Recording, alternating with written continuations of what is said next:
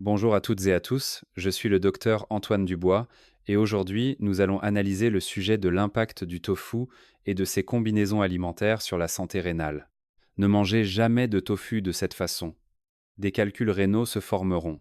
C'est le résultat de 15 ans de recherche du service de néphrologie de l'hôpital de la Pitié-Salpêtrière à Paris. Vous savez tous que le tofu est souvent appelé le bœuf des champs, n'est-ce pas?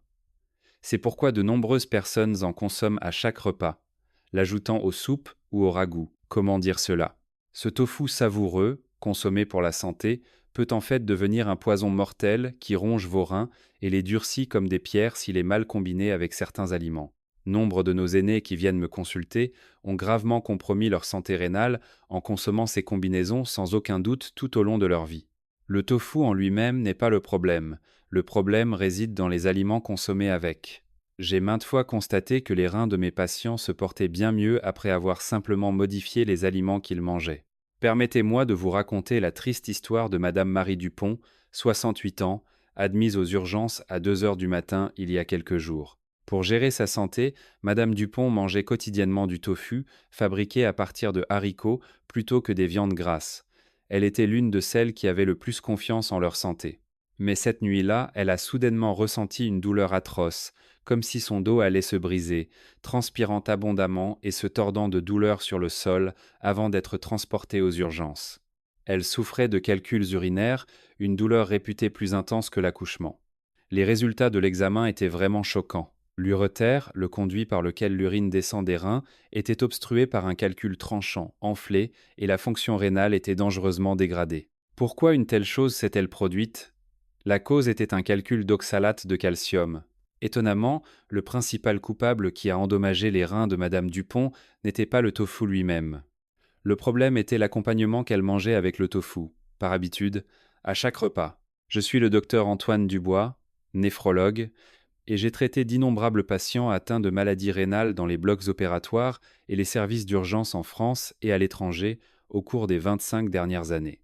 J'ai étudié la néphrologie à la faculté de médecine de l'université Paris-Descartes et j'ai pratiqué à l'hôpital de la Pitié-Salpêtrière pendant 17 ans. Savez-vous quel est le moment le plus déchirant pour moi en tant que médecin, rencontrant des patients tous les jours? C'est quand un aliment, que l'on pensait bon pour la santé et que l'on consommait avec soin, devient un poison mortel menaçant la vie du patient en raison d'un manque de connaissances médicales. J'espère que nos aînés qui regardent cette vidéo n'auront jamais à subir la même souffrance terrible que Madame Dupont. Alors maintenant, je vais vous révéler en détail les pires aliments à ne jamais manger avec le tofu pour protéger vos reins, et à l'inverse, les combinaisons miracles qui revitalisent les reins. Restez concentrés jusqu'à la fin. Avant de parler du premier aliment incompatible qui endommage notre corps, il est essentiel de souligner un principe très important. Comment évaluez-vous actuellement l'état de vos reins? Permettez-moi une analogie simple pour faciliter la compréhension. Imaginez le filtre de votre aspirateur, que vous auriez utilisé quotidiennement pendant 60 ans sans jamais le nettoyer ni le remplacer. Comment serait ce filtre? Il serait probablement complètement obstrué par la poussière, l'empêchant de laisser passer l'air, ou usé et criblé de trous. Malheureusement, c'est l'état actuel des filtres rénaux, ou glomérules, de nos aînés de 60 et 70 ans qui regardent cette vidéo. Quand on est jeune, les reins sont comme un tamis très fin et robuste, capable d'absorber les nutriments des aliments riches en protéines comme le tofu et d'éliminer efficacement les déchets par l'urine.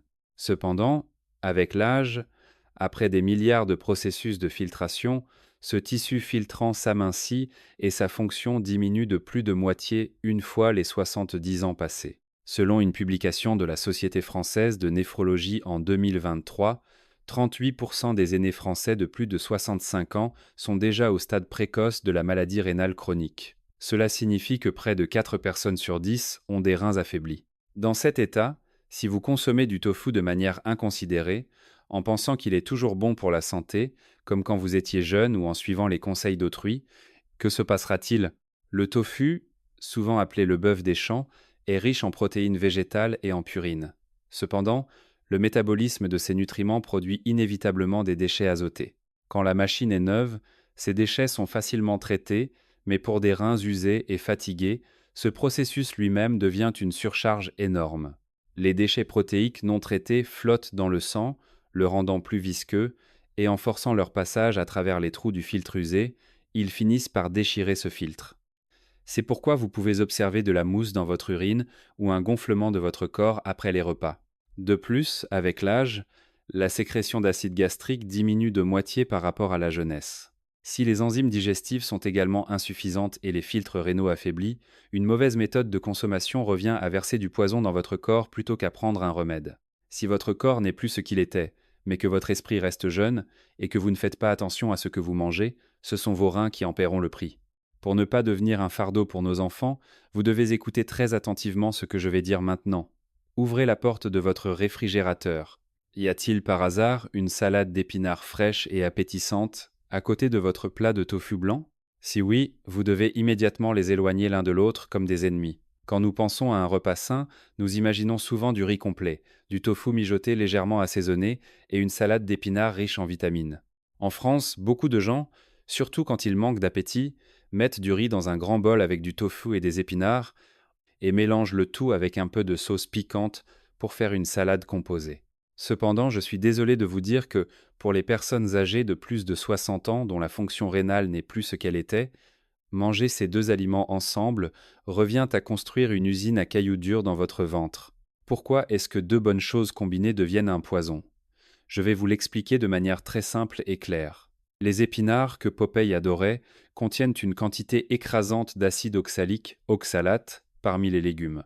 En revanche, le tofu, le bœuf des champs, est riche en calcium qui renforce nos os. Séparément, ce sont d'excellents nutriments, parfaits à 100%. Mais quand ils se rencontrent dans l'estomac, ils commencent une réaction chimique très dangereuse. Lorsque le calcium et l'oxalate se combinent, ils forment des déchets appelés oxalates de calcium insolubles qui ne se dissolvent pas dans l'eau, ne sont pas digérés et sont des cristaux durs et tranchants comme des éclats de verre.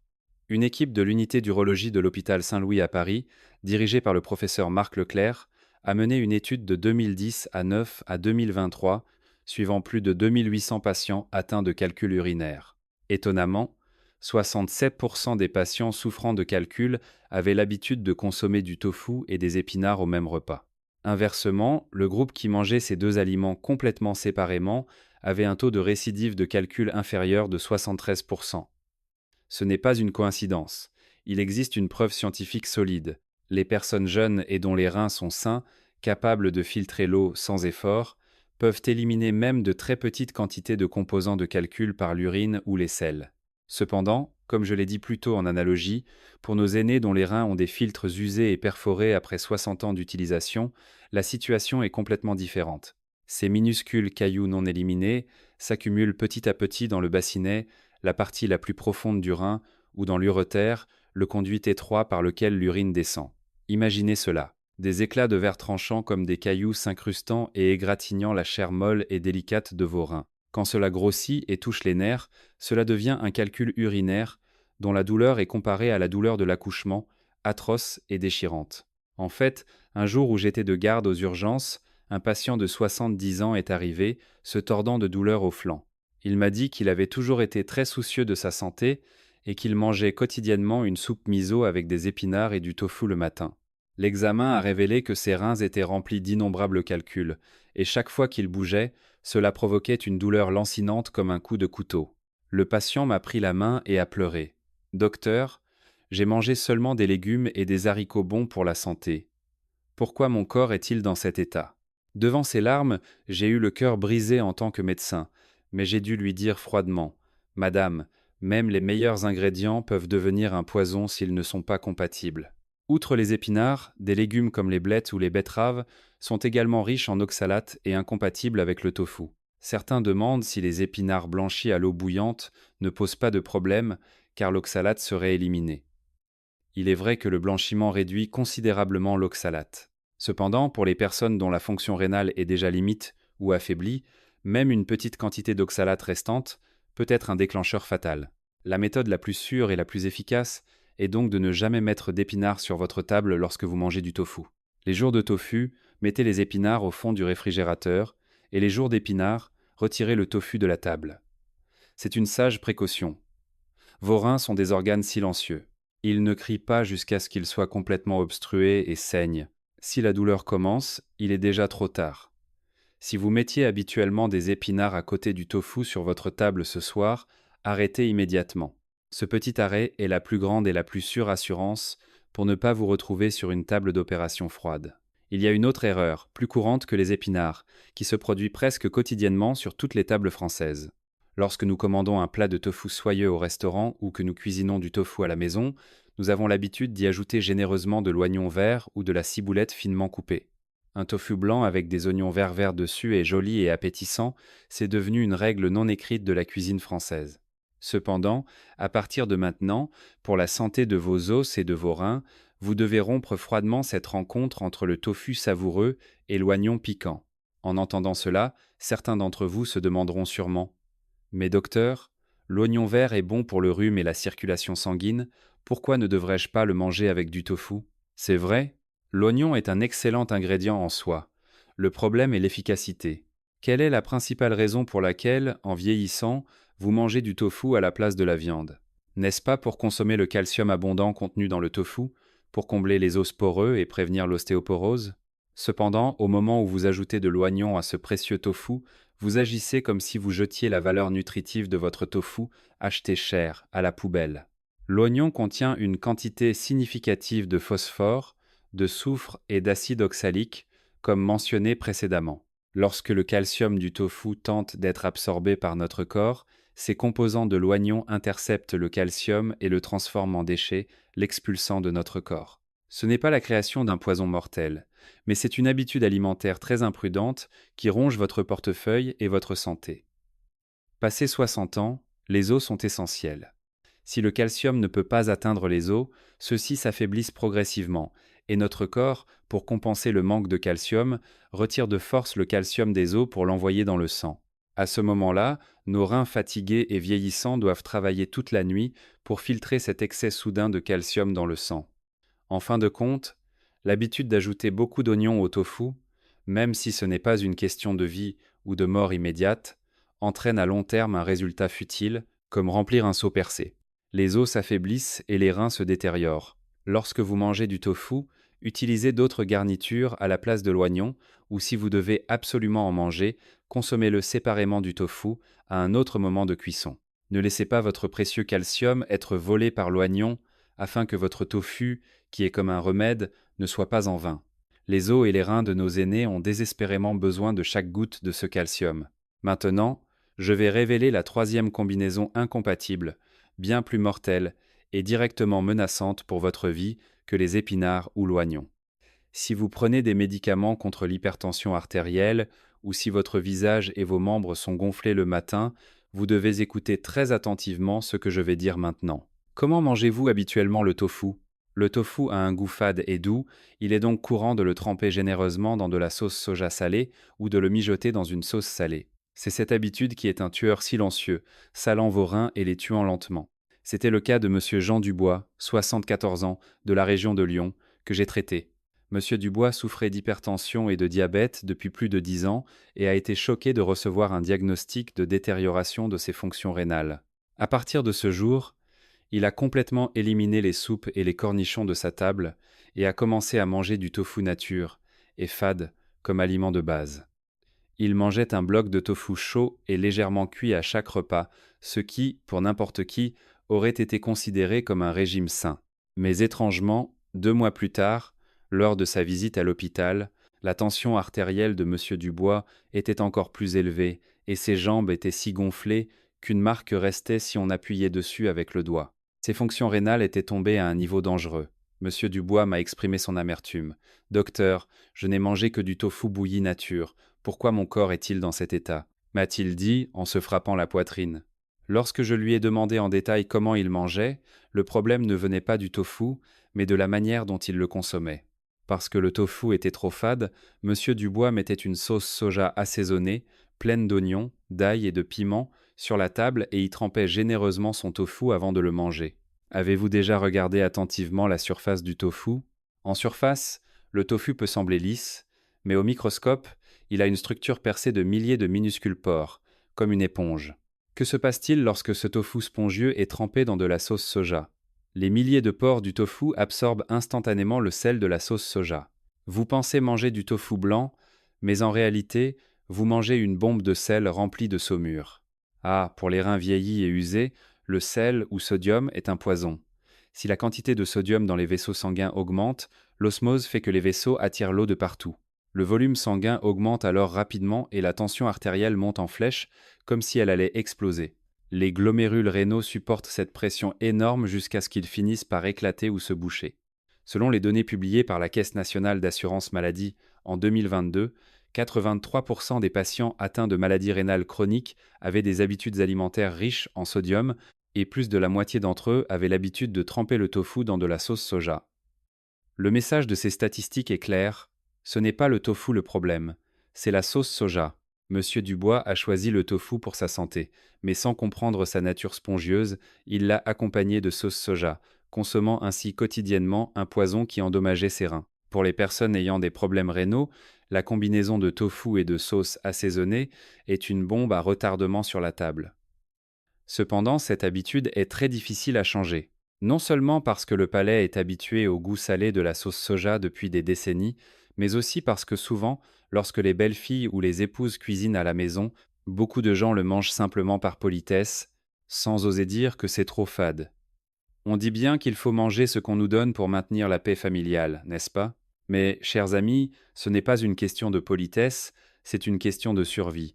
Si vous voulez profiter longtemps de vos petits-enfants, vous devez accepter un petit inconfort maintenant. Si vous avez retiré la soucoupe de sauce soja, revenons à l'étape juste avant la cuisson du tofu, au moment où il est posé sur la planche à découper.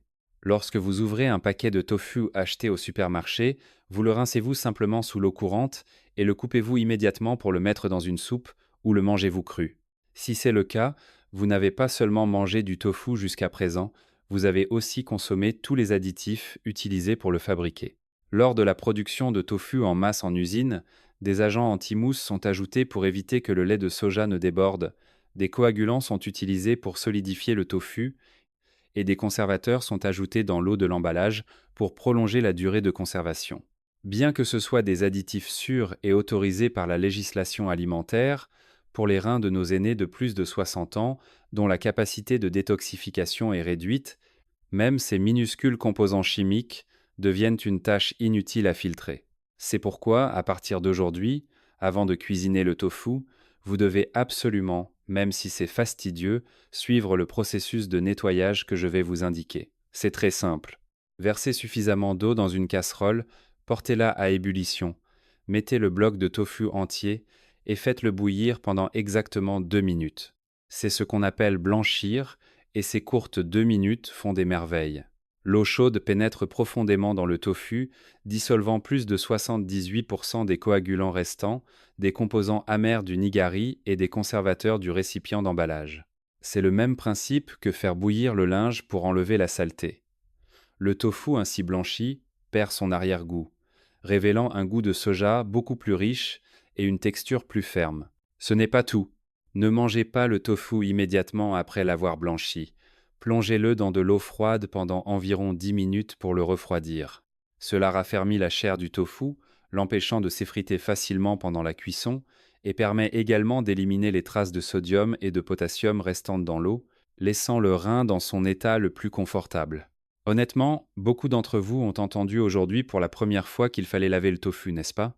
La plupart des cuisiniers se contentent de le rincer, sans penser à le faire bouillir pour en extraire les toxines. Cette précieuse sagesse culinaire est mon secret que ni les pharmaciens ni les cuisiniers ne révèlent souvent. Maintenant que le tofu a été nettoyé, avec qui doit-il être associé pour devenir un remède qui sauve les reins?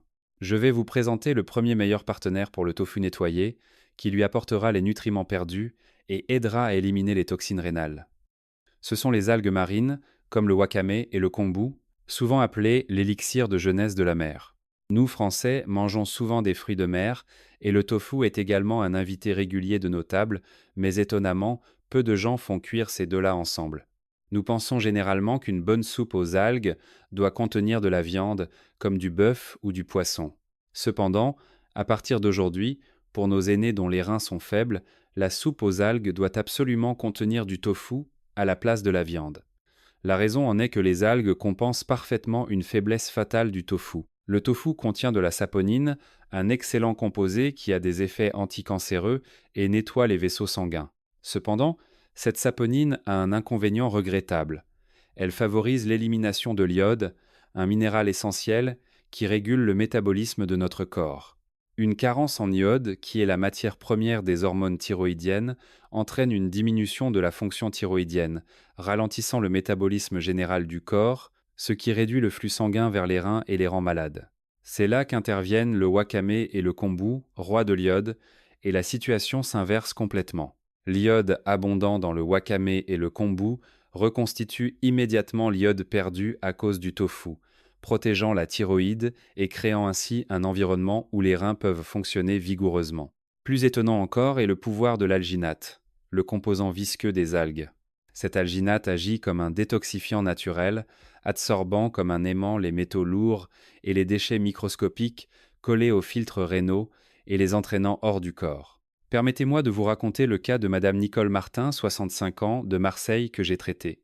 Madame Martin avait été diagnostiquée avec une maladie rénale chronique de stade 3 et craignait tant l'apport en protéines qu'elle évitait même le tofu.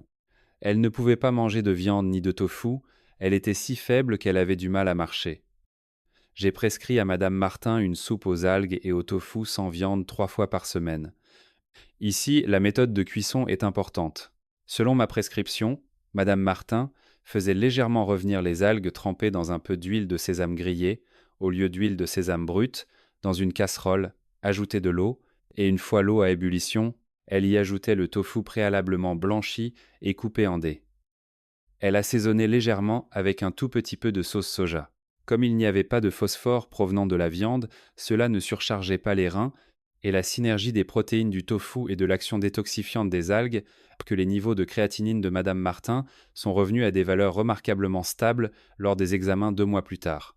Madame Martin a retrouvé une telle vitalité qu'elle dit maintenant qu'elle ne peut plus manger sans sa soupe aux algues et au tofu.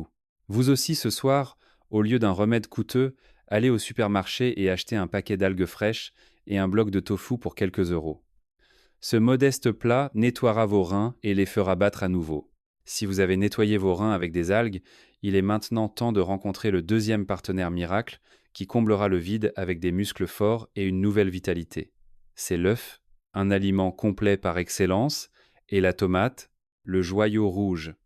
L'une des choses les plus regrettables que je constate en recevant des patients âgés dans ma consultation est qu'ils ne mangent pas de viande. Beaucoup de gens évitent la viande, craignant les déchets protéiques dans les reins ou à cause de problèmes de digestion, et ne mangent que des légumes.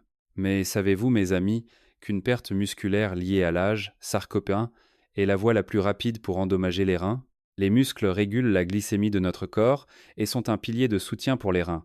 Et si ce pilier disparaît, les reins doivent supporter seuls tous les chocs. Selon une étude publiée en 2021 par l'équipe de recherche en endocrinologie de l'hôpital Georges Pompidou à Paris, la vitesse de progression de la maladie rénale est 4 fois plus rapide chez les personnes âgées atteintes de sarcopénie. À ce stade, la meilleure combinaison pour maintenir les muscles qui s'amenuisent et prendre soin des os sans surcharger les reins est de manger du tofu, des œufs et des tomates ensemble. Permettez-moi d'abord d'expliquer ce qui se passe lorsque l'œuf rencontre le tofu. Le tofu est riche en calcium, mais malheureusement ce calcium n'est pas bien absorbé par notre corps seul.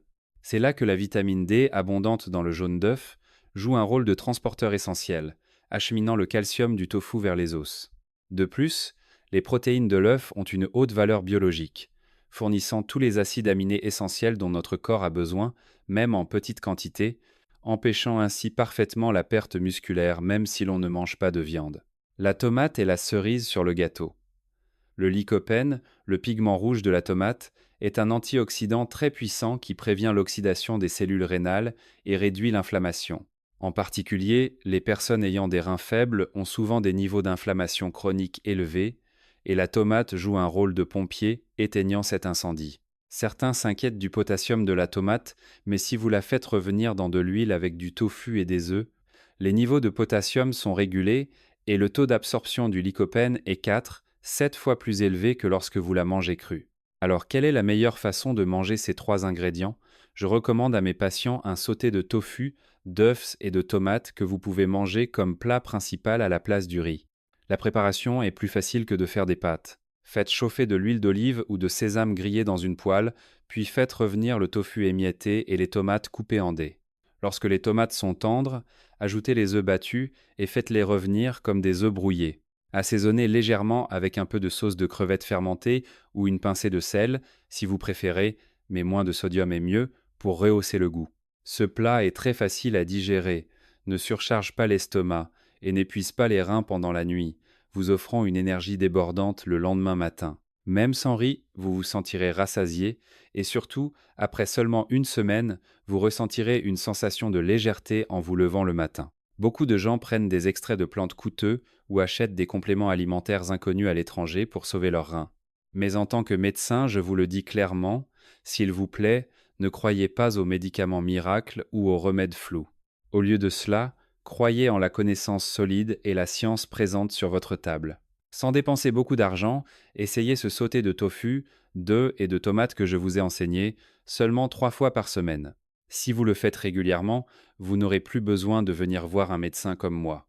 Votre santé n'est pas un oiseau bleu lointain, elle est déjà dans le réfrigérateur de votre cuisine. Enfin, je vais vous parler du plus grand changement qui peut se produire sur votre table du petit déjeuner pour commencer votre journée. L'histoire de Monsieur Pierre Dubois, 70 ans, de la région de Toulouse, que j'ai traitée, pourrait être votre histoire de demain. Monsieur Dubois devait se lever plus de 5 fois par nuit pour uriner et était constamment fatigué. Ses reins avaient perdu leur capacité à concentrer l'urine. L'hôpital lui a donné des médicaments disant que c'était le vieillissement, mais il souffrait d'effets secondaires comme la bouche sèche et la fatigue. La première chose que ce monsieur a faite, sur mes conseils, a été de jeter audacieusement la bouteille de sauce soja de son réfrigérateur. Et à la place, il a rempli l'espace avec de l'huile de lin vierge, souvent appelée l'huile d'olive française, et des graines de sésame grillées. Vous direz peu être que sans le goût salé de la sauce soja, le tofu n'a aucun goût, mais c'est parce que votre langue est accroque au sel. Monsieur Dubois mettait chaque matin une cuillère à soupe d'huile de lin dorée sur son tofu vapeur chaud, et par-dessus, il ajoutait généreusement des graines de sésame grillées. Quel miracle ce simple changement a-t-il créé? L'huile de lin contient plus de 63% d'acides gras oméga 3 végétaux, ce qui est le taux le plus élevé de toutes les huiles végétales naturelles. Ces oméga 3 agissent comme un lubrifiant de première qualité, assouplissant les microvaisseaux rénaux qui durcissent. Lorsque les vaisseaux sanguins s'assouplissent, la circulation sanguine devient fluide et les reins peuvent enfin respirer. De plus, le zinc et le sélénium contenus dans les graines de sésame saupoudrées agissent comme un puissant bouclier, prévenant le vieillissement des reins. Monsieur Dubois m'a rendu visite avec un visage radieux après seulement 3 mois. Docteur, je ne me réveille plus la nuit et je dors profondément. Et toute cette mousse dans mon urine a complètement disparu, m'a-t-il dit. La nicturie, qui ne pouvait pas être résolue par les médicaments, a été réglée en changeant simplement un assaisonnement sur la table. Ce n'est pas une coïncidence. C'est un résultat très naturel et scientifique, dû au fait d'avoir éliminé les mauvaises graisses et le sel, et de les avoir remplacées par de bonnes graisses qui revitalisent les vaisseaux sanguins. Vous aussi, commencez à le faire dès demain matin. Lorsque le parfum délicat de l'huile de lin et la saveur noisette du sésame grillé empliront votre bouche au lieu du goût salé de la sauce soja, chaque cellule de vos reins dansera de joie. Ce n'est pas un aliment santé que l'on mange de force. Ce tofu à l'huile de lin, savoureux, doux et facile à avaler, fera remonter le temps à vos reins de 10 ans. Vous comprenez maintenant parfaitement comment manger le tofu pour qu'il soit un poison ou un remède. Nous sommes arrivés au bout de ce long voyage autour du tofu. Les histoires que je vous ai racontées aujourd'hui ne sont pas de simples régimes mécaniques vous disant quoi manger et quoi ne pas manger. Il s'agit d'une approche de vie des plus sages pour protéger nos reins, qui sont la précieuse ligne de vie de notre corps, et pour planifier une vieillesse sereine. Aujourd'hui, nous avons découvert les 2 visages étonnants du tofu, un ingrédient ordinaire qui peut être un ange ou un assassin silencieux dans notre corps. Vous devez maintenant rompre courageusement ces habitudes dangereuses qui créent des calculs avec les épinards, gaspillent le calcium avec l'oignon et serrent les reins avec la sauce soja. Et à la place, vous devez implanter de nouvelles habitudes. Nettoyer les toxines avec des algues, renforcer les muscles avec des œufs et des tomates, et assouplir les vaisseaux sanguins avec de l'huile de lin. Chers aînés, j'ai une vérité que j'ai apprise en rencontrant des patients pendant 25 ans. La santé n'est jamais un grand objectif lointain, mais se trouve sur la cuillère qui entre dans ma bouche aujourd'hui. Si vous ne comprenez que ce que vous avez appris aujourd'hui, cela ne reste que de la connaissance. Mais si vous faites le petit geste de retirer la soucoupe de sauce soja de votre table et de sortir la bouteille d'huile de lin ce soir, cela deviendra une grande sagesse qui protège votre vie. Je crois que votre corps a un pouvoir incroyable de se guérir. Il suffit que nous lui montrions le bon chemin pour ne pas entraver ce pouvoir. Si cette vidéo vous a été utile, n'hésitez pas à liker et à vous abonner à ma chaîne.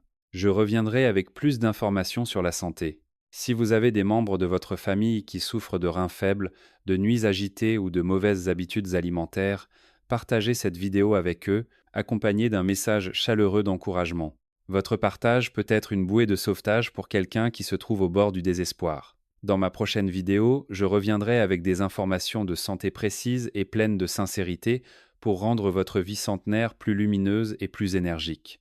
Chers amis, passez une journée saine et heureuse en chérissant votre corps par-dessus tout.